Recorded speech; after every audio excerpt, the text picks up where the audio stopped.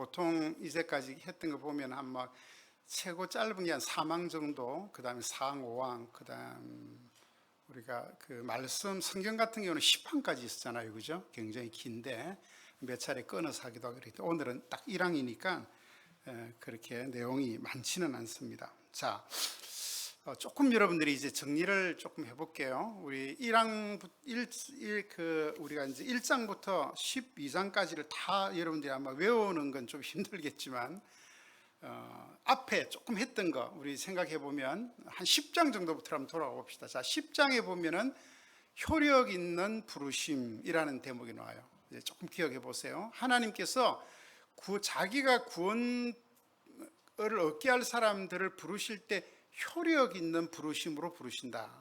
그러니까 하나님의 부르심은 효력이 없는, 그러니까 불러서 되면 되고 안 되면 안 되는 것이 아니라 하나님의 부르심은 반드시 효력 있는 부르심이라는 거예요.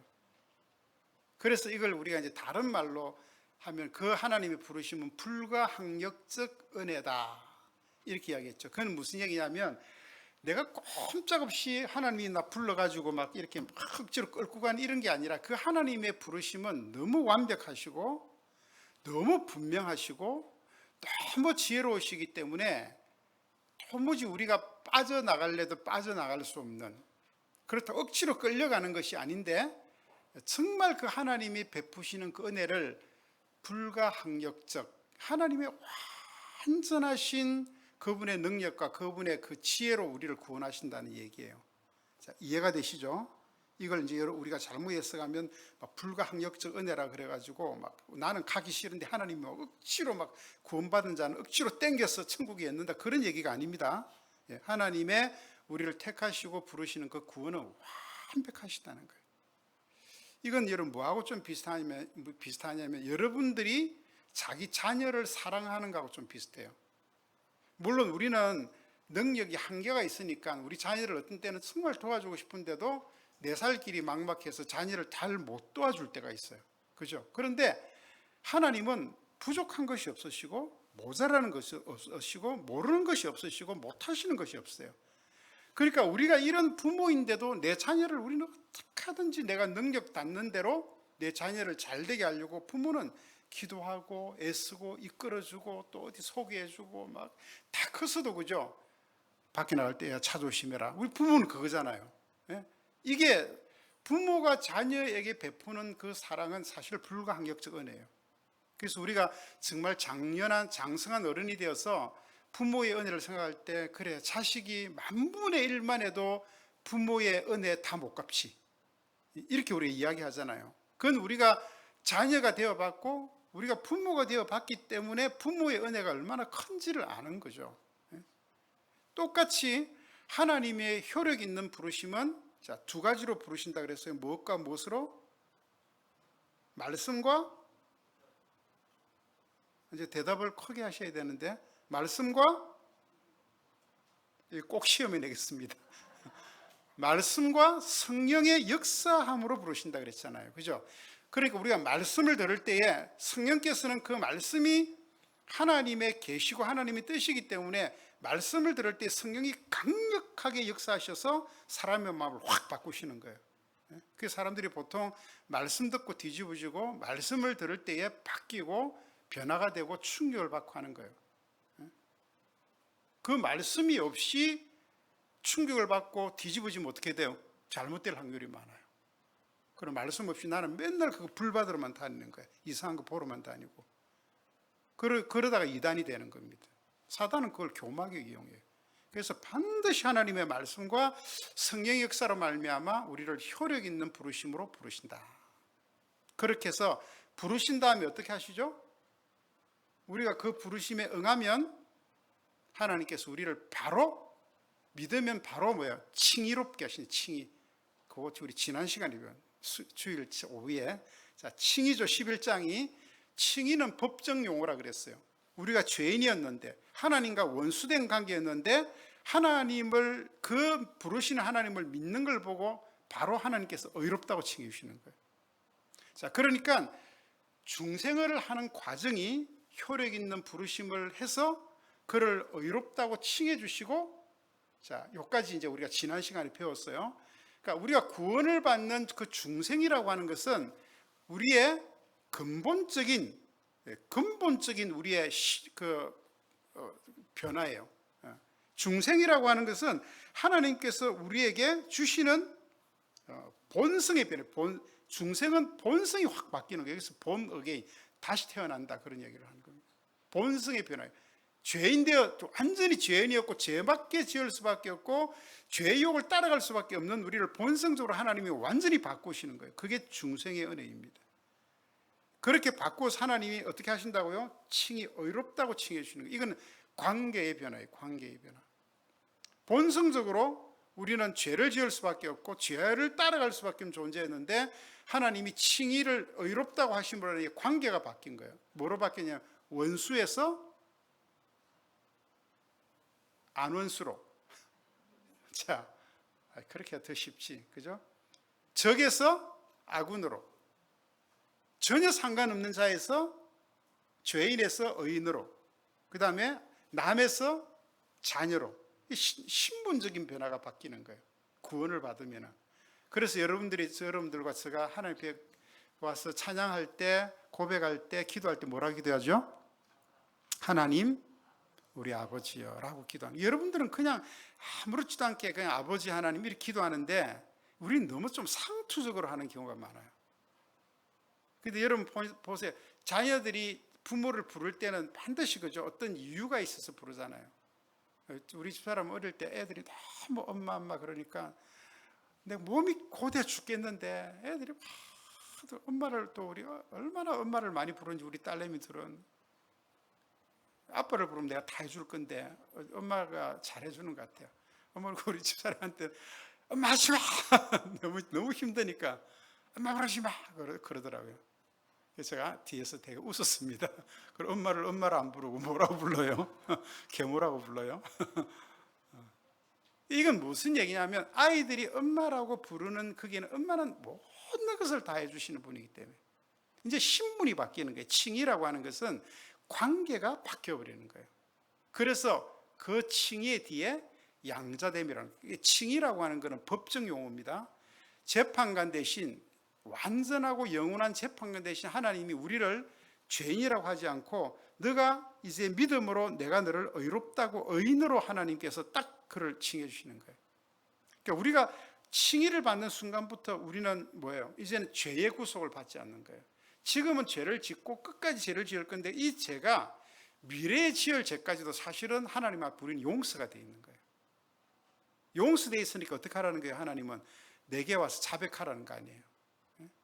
자, 보세요. 자백은 하나님을 위해 사는 게 아니라 나를 위해 사는 거예요.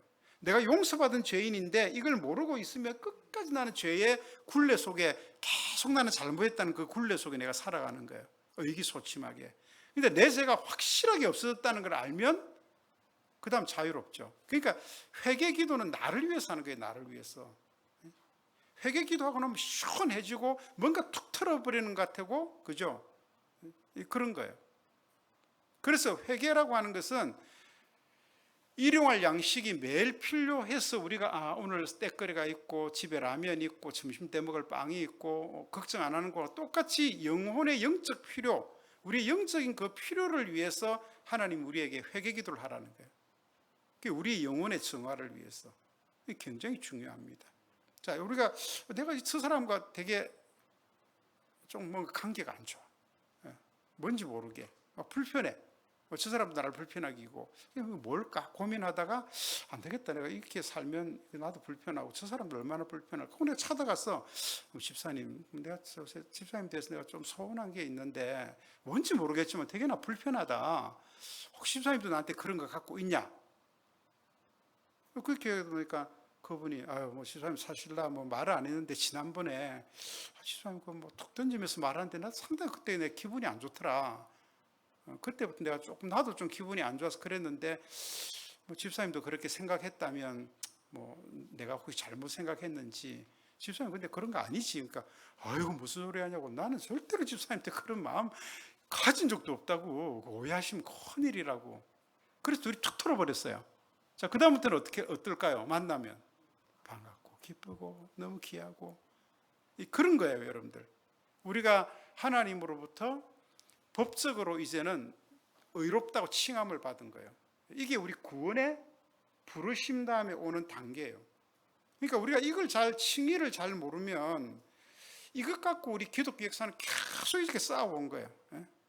그러니까 캐톨릭은 옛날 뭐예요?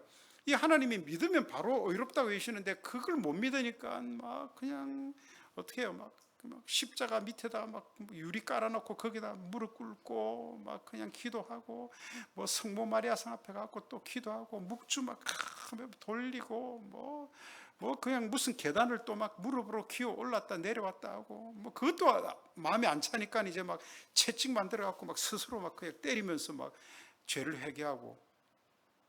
루트는 이게 양심이 굉장히 깨끗한 사람이라 자기 그 위에 자기 선배한테 맨날 자기들끼리 고해성사하거든요. 캐톨릭은 그 일주일에 몇 번 고해성사를 하게 돼 있어요. 자기들끼리 고해성사. 캐톨릭 신자들이 언제 제일 좋았냐 그러니까 그 코로나 때 제일 좋았다 그러더라고요. 교회 가서 신부한테 앞에 가서 고해성사 안 해도 되니까 그때는 그렇게 못하니까 각자가 이제 그거를 이렇게 마음속에 이렇게 해서 각자가 이제 고해성사를 우리 개신교처럼 하나님께 짓고 하는 거예요. 짓고. 그때 캐톨릭 신자들이 제일 좋았다고 합니다. 우리 여러분들 죄 지으면 맨날 일주일에 2번씩 목사님한테 와서 저는 이제 커튼 치고 앉아 있고 여러분 와서 목사님 제가 어저께 누가 아무개한테 제가 나쁜 말 했는데 내가 목사님 제가 생각하기에 내가 좀 잘못한 것 같습니다. 사죄를 구합니다. 그럼 제가 주기도문 10번 외우세요. 또 교회 와서 청소하세요. 맨날 이러면은 여러분들도 얼마나 불편하고 저도 얼마나 불편하겠어요. 내가 여러분들이 뭐 커튼 치놓는다고 여러분 목소리 들으면 내가 뭐 모르겠어요? 그렇잖아요.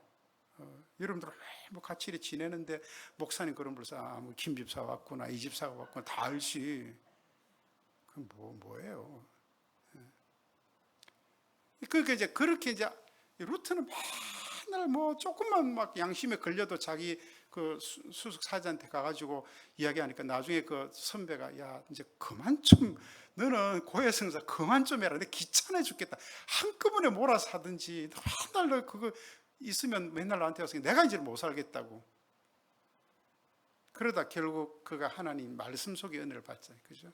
아, 우리가 믿음으로 이렇게 되는 것이지 행위로 그렇게 되는 것이 아니구나. 여러분 칭의라고 하는 것은 우리가 믿을 때 하나님이 바로 그냥 의롭다고 해주시는 거예요. 그게 신분의 변화입니다. 관계의 변화. 그래서 여기 양자됨이 나오는 거예요. 자, 그러면 우리 웨스트민 신앙 고백서하고 우리 이제 대요리문답, 소요리문답 이런 요리문답에 양자됨이라고 하는 기독교 교리가 이렇게 단독적으로 나오는 게 처음이에요.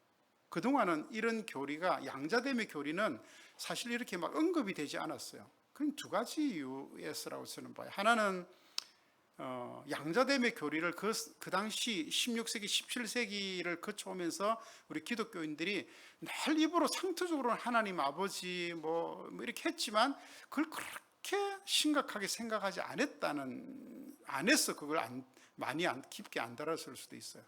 그 다음 또 하나는 뭐냐면 대부분 다 고백서나 이런 것들은 이단들이 자꾸 잘못된 것을 주장하기 때문에 그건 아니고 이거 이런 게 있거든요. 그러니까 논쟁을 종식시키기 위하여 사실은 고백서가 많이 고백되어졌거든요. 그런 거 보면 그 당시에 양자됨이라고 하는 것에 대해서는 이렇게 신학적 논란이 안 됐다는 거예요. 삼일체도 마찬가지죠. 그죠? 그래서 우리가 오늘 그때 양자됨이라는 것을 왜 신앙 고백서와 대요리 소요리 문답에서는 이렇게 정확하게 우리에게 고백서의 한 챕터로 이렇게 다루고 있는가? 그건 왜냐하면 우리 신앙의 선조들이 보니까 이 칭의 다음에 오는 양자됨, 양아들로 우리가 입양된다는 게 너무 중요한 거예요. 우리한테 너무 필요하고 이거는 구원의 확신한 이것보다 더 큰 확신의 근거는 없는 거예요. 그래서 양자됨이라고 하는 것을 한 항이지만 이렇게 딱 실었어요. 자, 여러분들 이런 거하고 똑같습니다. 어떤 아주 그 의로운 재판장이 어떤 사람이 죄를 범했는데 보니까 사정이 있어요. 악하긴 악한데 너무너무 그런 사정이 있어. 그래서 그 사람의 죄를 용서해 줬어요. 용서해 줬는데 그 죄가 무슨 죄냐면 자기 아들을 죽였어. 재판관인 아들을. 이 사람이 용서를 해준 거예요. 근데 처음에는 그 정말 나쁜 의도로 죽였는데 재판을 하는 과정 속에 이 죄수가 정말 참회를 하고 막 정말 자기 잘못했다 그러고 이러는데 이 재판관이 좀 안 된 거예요. 그래서 비록 내 아들을 네가 죽이긴 했지만 내가 너를 용서해 주겠다. 그렇게 용서를 해줬어요. 여러분 이것도 큰 거 아니에요? 근데 용서를 해줬는데 이 재판관이 보니까 이 살인자가 너무 처지가 딱한 거예요. 그래서 그냥 너 내 아들 할래? 그래서 양자를 삼아준 거예요. 이런 예가 있을까요? 세상에? 네? 누구 생각나요? 혹시 생각나시는 분 계세요?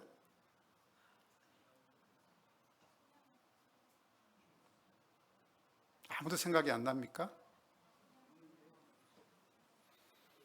네, 우리 한국에 한 분 계시죠?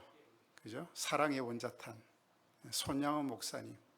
그 여수반란 사건 때에 두 아들, 그때 이름이 아마 동인이하고 그 아들 둘째 아들 이름 기억인데 그 아들 총살시키는데 그 일에 가담해서 죽인 사람이 있어요. 이름이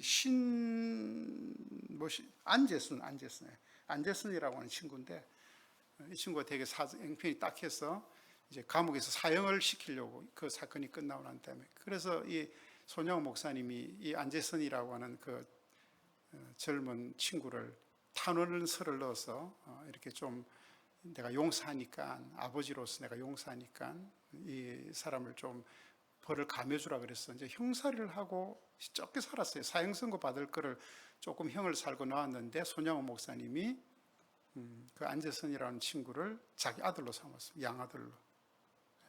참 그게 쉽지 않잖아요. 그래서 사랑의 원자탄이라고 하는 이제 그 말이 우리 한국에 그렇게 유행된 거예요. 나중에 이 안재선 씨는 쭉 기록에 하면 목회자가 됐다라는 그런 있는데 확실하지는 않습니다. 그 손주도 지금 목회를 하고 있다는 걸 알고 있어요. 안재선 씨 아들도 아버지의 그런 과거를 아니까 이분도 목회하면서 얼마나 마음이 힘들겠어요. 그죠? 예. 근데 참 손양호 목사님 대단하시죠. 근데 제가 성경에 보니까 성경에도 그런 인물이 하나 있더라고요. 다윗. 다윗은 사울가의 손주. 내버두면 안 되잖아요. 그것도 그게 불씨가 돼갖고 또 반란을 일으키니까 모비보셋, 그죠? 요나단의 아들이죠. 쩔뚝발이 아들. 그 모비보셋을 찾아가지고 사울가의 그 왕손이지만 그 내버두면 반역의 불씨가 될 수 있지만 이 모비보셋을 자기 아들처럼 그죠? 한 상에 먹게 하고 그런 은혜를 베풀죠. 그게 이제 이 양자됨입니다. 양자됨. 자, 우리 하나님께서 우리를 신분적으로 그렇게 변화시켜 주셨다는 거예요. 그러니까 참 저는 오늘 이 양자됨의 교리만 우리가 확실하게 붙들고 있다면 굉장히 신앙생활에 저는 큰 그 위로와 힘과 능력을 저는 지니고 산다고 생각해요. 이제 여러분들이 제가 잘 목사가 돼서 우리 성도들이 신앙생활 하는 걸 보고 제일 답답한 건 그런 거예요. 정말 하나님을 믿는다면 하나님 앞에 내가 고백하는 거나 구하는 것이나 내가 하나님 앞에 드리는 것이나 이런 모든 것을 사실 계산할 필요가 없어요. 그렇지 않아요? 여러분 부모니까 잘 보세요. 자녀가 부모한테 계산을 안 하고 효도를 하면 부모는 진짜 자녀에게 뭘 다 해주고 싶어요. 저는 아이들이 어릴 때 이렇게 자라보니까 이제 애들이 착하잖아요. 저희 딸 둘이니까 이뻐요. 뭐 되면은 엄마 아빠 선물이하고 정말 조그만 거. 나중에는 애들이 이제 용돈이 없으니까 안마 오해 이런 것도 써갖고 선물로 그냥 생일 선물로 넣어가지고 하더라고요. 사실 그게 내가 뭐 아마 안 받는다고 뭐 어떻게 되는 것도 아니고, 근데 아이들이 어쨌든 부모의 그 사랑을 기억하면서 이렇게 해가지고 막 이렇게 막 엄마 아빠한테 우리 엄마 아빠니까 내가 효도를 다할 그런 마음을 보면요, 진짜 나는 내 자식한테 다 해주고 싶어요. 물론 그걸 그렇다고 한꺼번에 뭐 무턱대책 이런 건 아니지만, 내가 능력이 되고 내가 할 수 있는 그게 되면 나는 내 자녀에게 정말 나는 최선을 다해 내가 해. 저는 그걸 보면서 늘 신앙생활에 하나님을 생각하는 거예요. 이건 굉장히 귀한 지혜이기도 한데요, 내 일상의 삶의 모든 관계와 이런 걸 통해서 하나님과 나와의 관계를 정립시키는 건요, 정말 하나님이 주신 은혜예요.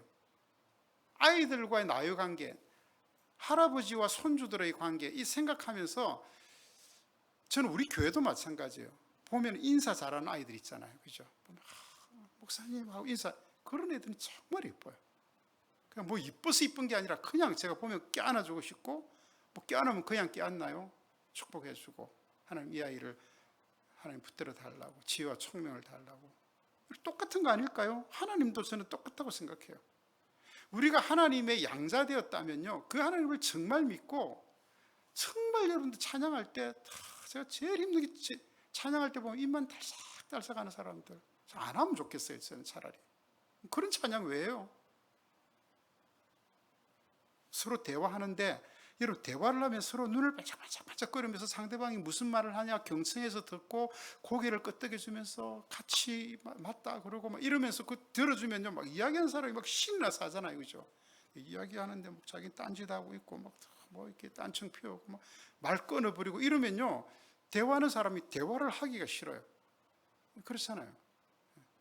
우리가 하나님께 대하여 예배할 때도 마찬가지죠. 찬양할 때 정말 마음을 다하고 뜻을 다하고 힘을 다해서 하나님을 찬송, 그 찬송은 다 하나님께 올려드리는 거고, 내 신앙 고백을 하는 거예요. 고백. 그 고백대로 다 되는 거예요. 찬양 뭐 한대요? 하나님을 찬양합니다. 내가 하나님이 내 삶에 찬양받을 대상이시고 나는 그 하나님으로부터 은혜를 받을 대상이라는 그 고백이에요. 그 고백한 대로 되는 거예요. 여호와는 나의 힘이시오. 그러면 진짜 하나님 내 힘이 되어주신다고요. 기도할 때도 마찬가지예요. 정말 기도를 한 절 하더라도 간절하게 하나님, 이 기도 반드시 하나님이 들어서 응답해 주실 줄 믿습니다. 내가 한 대로 안 되어도 하나님은 또 다른 방법으로 나를 책임질 줄 믿습니다. 기도는 하나님의 뜻대로 살기 위한 기도잖아요. 우리는 내 뜻대로 안 되면 자꾸 신앙생활이 까부러져요. 그거는 하나님을 안 믿는 거예요. 진짜 믿으면 그러지 않아요. 저도 살다 보면 사람 가운데 신뢰하는 사람들이 있어요. 아, 저 사람 참 진짜 믿을만하다. 언제나 보면 늘 성실하게 자기 자리에 늘 변함없이 하는 거 보면 저 사람은 뭘 해도 믿을만하다. 이런 사람이 있어요.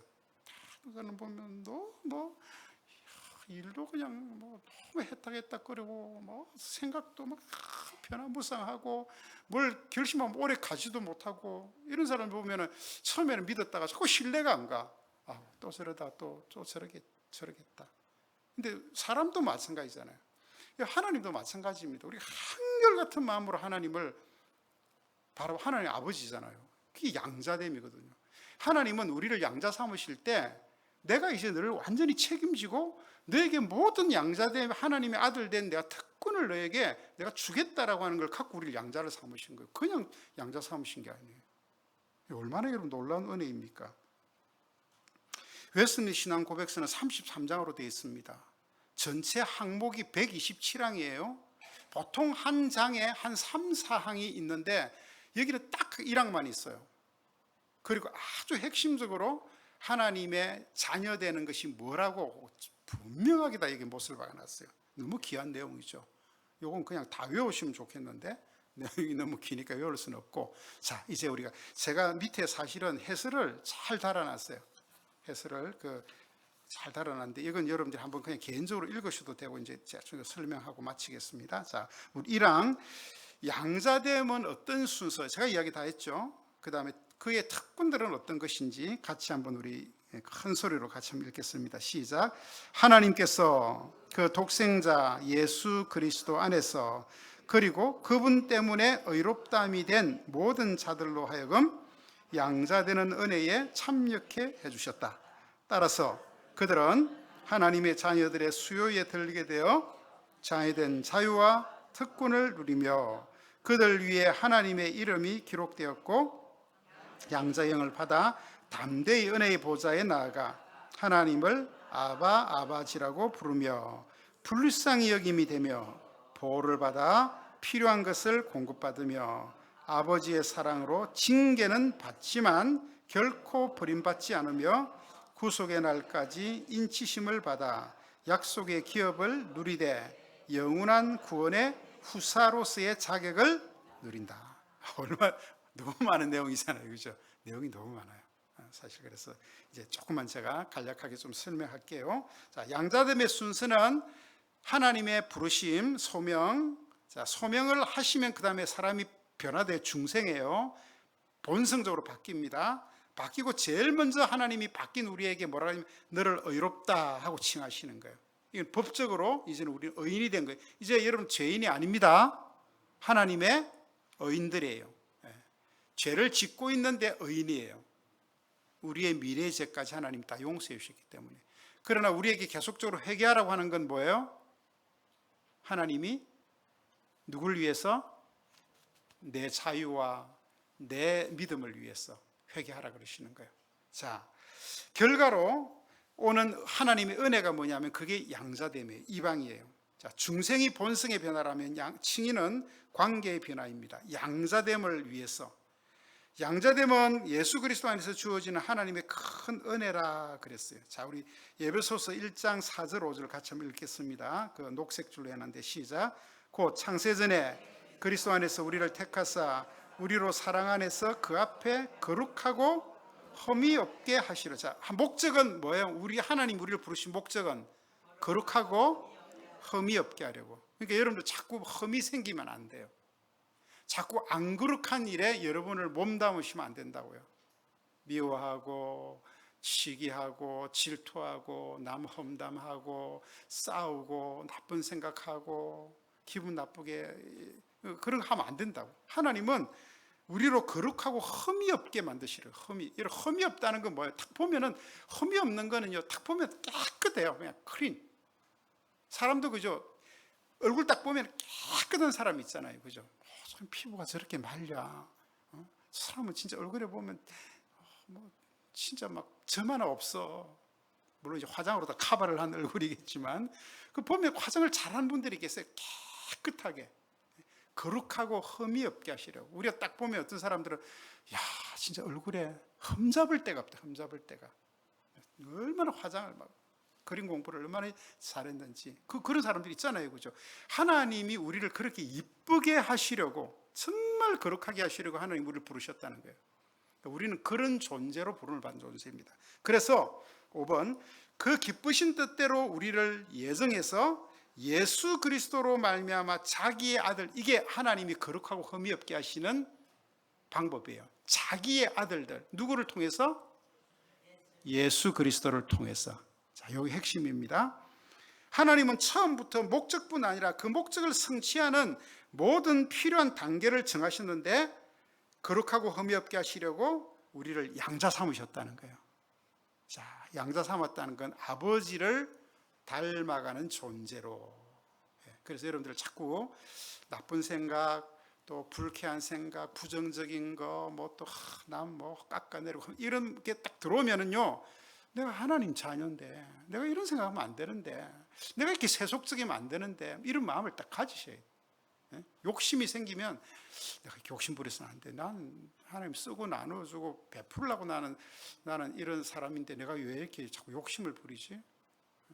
또 남한테 막 그런 생각 가지고 있다가 아니지 나는 화평의 사도로 내가 부름을 받은데 왜 자꾸 내가 남을 깎아내리고 자꾸 내가 이렇게 사람이 신경질이 되고 날카로워졌을까? 생각을 하셔야 돼. 그래서 보면 웃고 좋은 말하고 좋은 생각하시고 이해하고 용서하고 긍휼히 여기고 베풀고 나누고 섬기고 얼마나 좋습니까? 그러면 그게 자기한테로 다 돌아와요. 자기한테로 다 돌아옵니다. 한번 해보세요. 안 돌아오는지.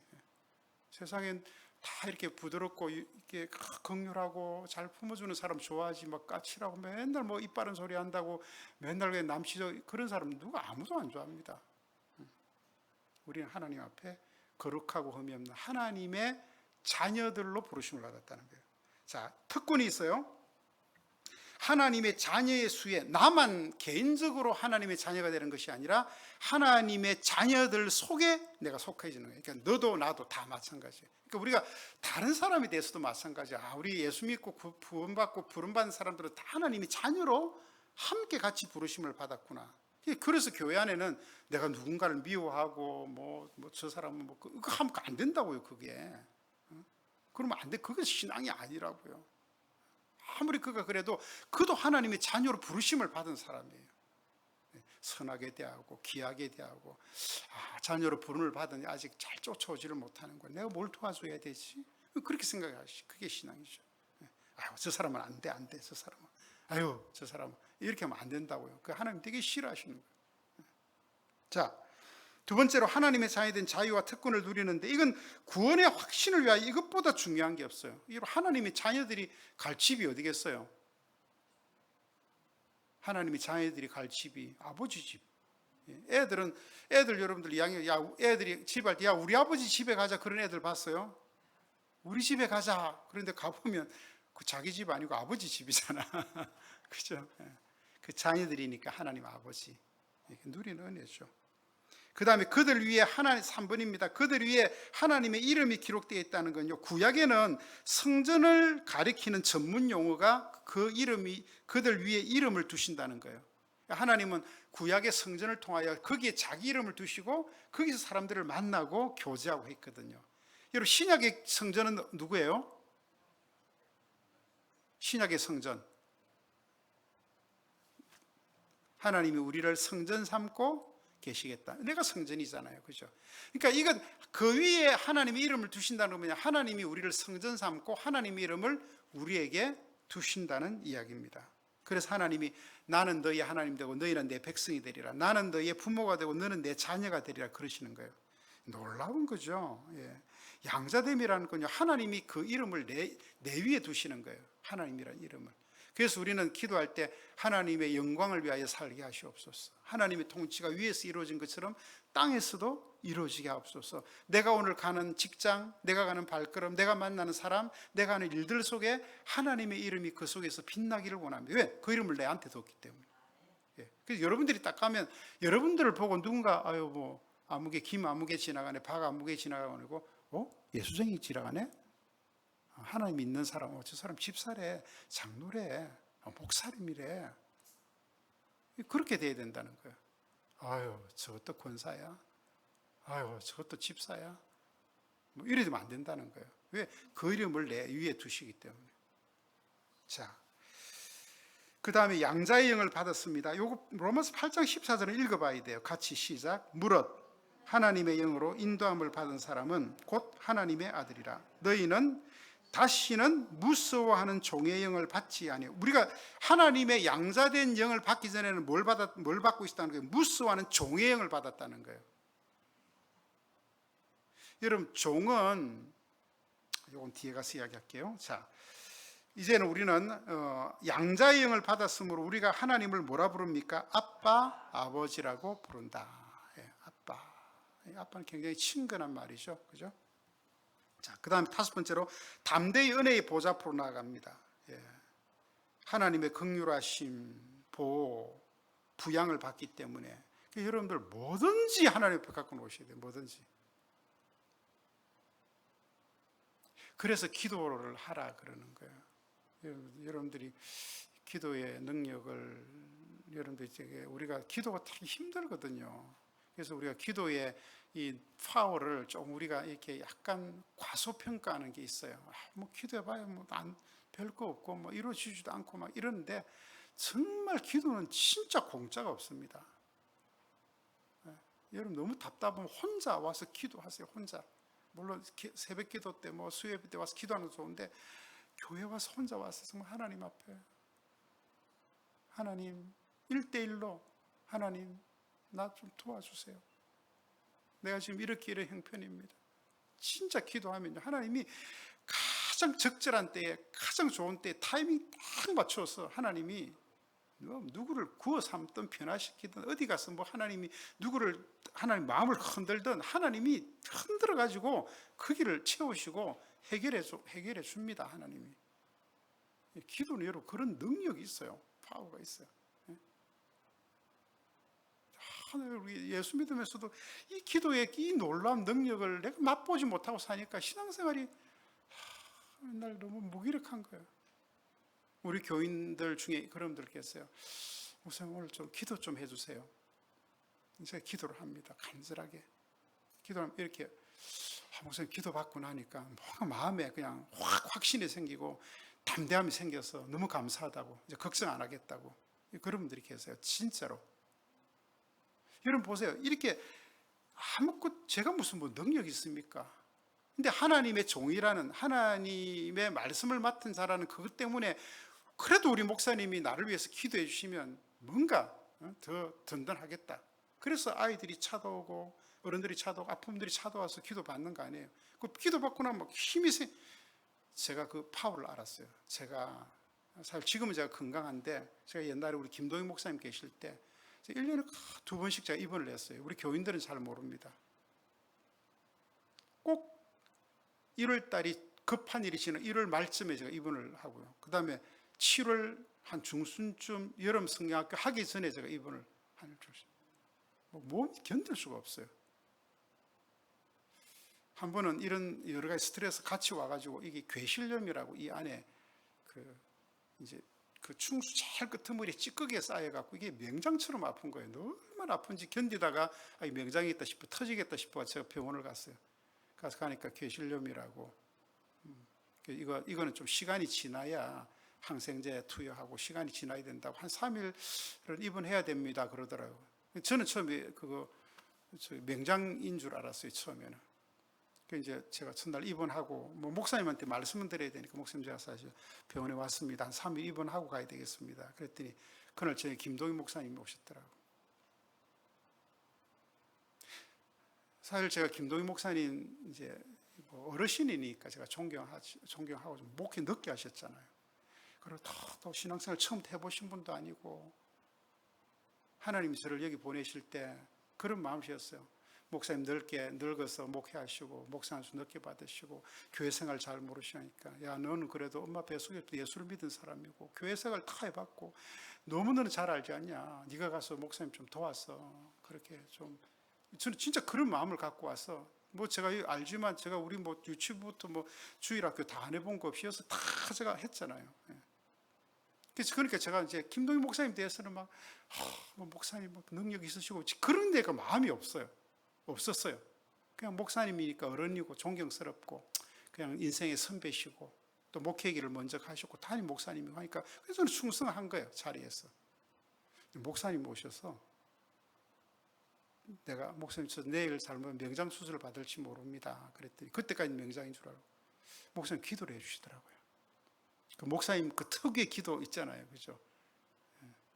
해주시는 제가 마음에 평안이 그 전날 얼마나 그 저녁에 불안한지 내일 수술하는데 나 처음 수술 받거든. 수술하는데 혹시 의사들이 또 수술하고 끝나고 혹시 가위 또 안 집어내고 그 안에 여어놓고 또 꾸미면 어떻게 되나 막 그런 뭐 거절을 누가 엮고 안 꺼냈다 이런 얘기 많이 들어가지고 이제 수술에 대한 공부가 엄청 많은 거예요. 겁은 많아가지고 제가 아픈 거 싫어하거든. 목사님 기도해 주시는데요. 그 모든 갖고 있던 염려, 걱정, 두려움 싹 사라지는데 내가 그래서 야, 기도는 누가 하느냐가 아니라 기도의 능력이 이렇게 크구나.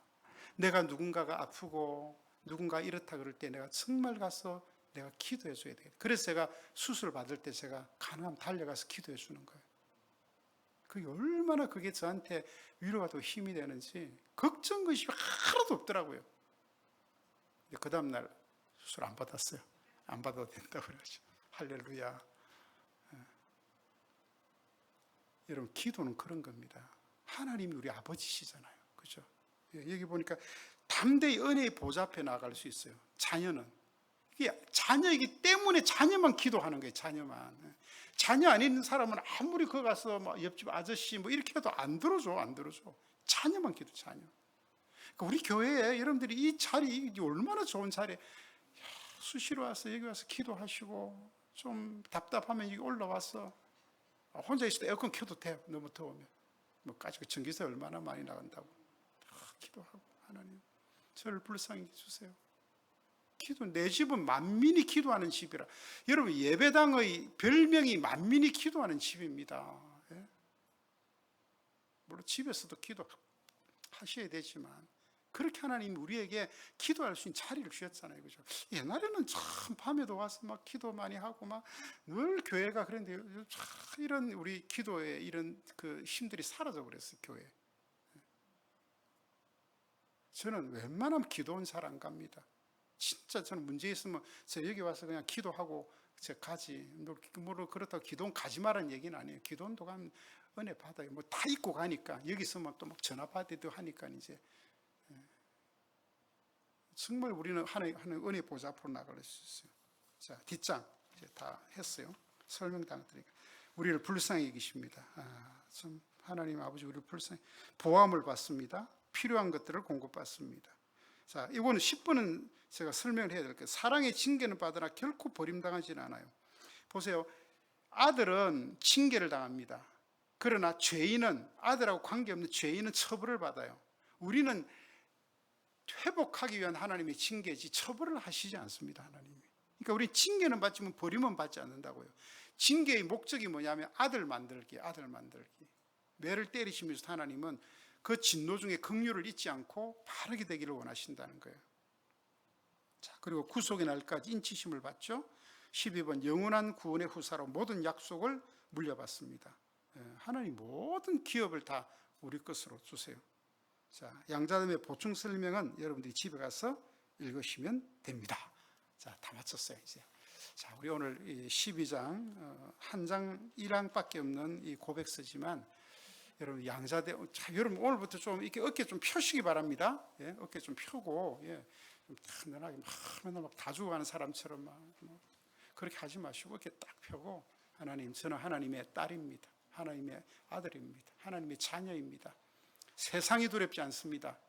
여러분 그렇게 하나님께 기도하시고 문제가 생기면 아버지께서 다 알아주시고 책임져 주실 줄 믿습니다. 하나님 구해라 그랬죠. 하나님 귀에 들린 대로 해주. 이건 관계 때문에 그런 거예요. 하나님 우리 알아서 해주시는데 관계 때문에.